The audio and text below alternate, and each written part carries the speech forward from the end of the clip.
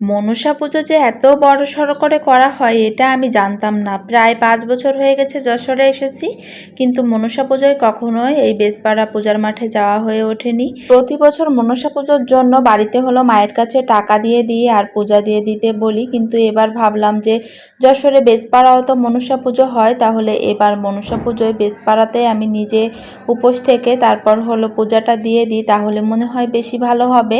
তা যে ভাবা সেই কাজ, এই যে উপোস থেকে মন্দিরে চলে এসেছি আর মন্দিরে এসে তো আমি অবাক, এত এত দুধ কলা দেওয়া হয়েছে দেখো মায়ের সামনে।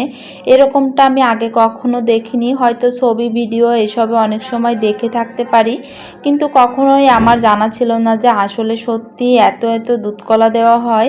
দেখো কি পরিমাণ তাহলে লোক হয়েছে এবং কত মানুষ মায়ের নামে পূজা করেছে। মন্দিরে যাওয়ার কিছু সময় পর এই যে টিনা দিদিভাইয়ের সঙ্গে দেখা, টিনা দিদিভাই আর তৃষ্টি দিদিভাই দুজন হলো যমক বোন, টোনাটুনির সংসার। তোমরা কখনো দেখেছো কিনা জানি না এই পেজটা।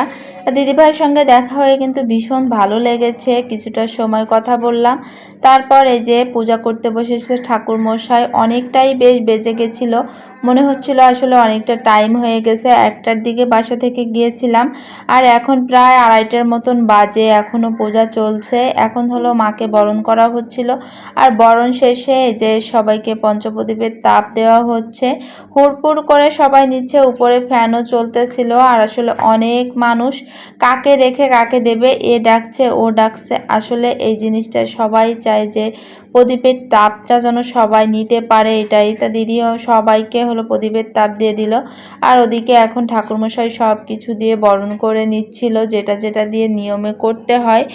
শঙ্খধ্বনি আর উলুধ্বনি এই দুইটা জিনিস শুনলেই কেমন যেন একটা মনের ভিতর আনন্দ কাজ করে। পূজার দিন এটা ভীষণ ভালো লাগে। সব শেষে এই যে আমরা অঞ্জলি শেষ করলাম পূজার, মায়ের চরণে ফুল দিতে হয়তো সরাসরি পারিনি, কিন্তু এই যে অঞ্জলি দিয়ে দূর থেকে সবার ফুল একসঙ্গেই দেওয়া হয় যেহেতু অনেক লোকের ভিড়।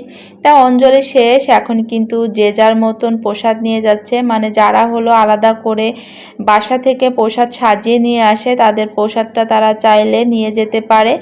আর এদিকে এই যে সবার জন্য প্রসাদ রেডি করা হয়েছিল, আর বেশিরভাগ সব জায়গায় শহরের সিস্টেমটাই এমন, প্রসাদ আগে একসঙ্গে নেওয়া হয় আর তারপর লাইন ধরে হলো প্রসাদ দেওয়া হয়। তার জন্য সবাই এই যে লাইনে দাঁড়িয়ে গিয়েছে, সবাইকে লাইন ধরেই প্রসাদ নিতে হবে।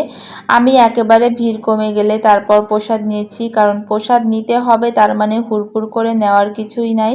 আর তারপর এই যে এখন বাসায় চলে এসেছি আর আমাকে হলো অনেকগুলা প্রসাদ দাদা গুছিয়ে দিয়ে দিয়েছিল, সবই নিয়ে এসেছি। তা ভিডিওটা তোমাদের কাছে কেমন লাগলো জানিও, সবাই কমেন্টে একসাথে বলি জয় মা মনসা।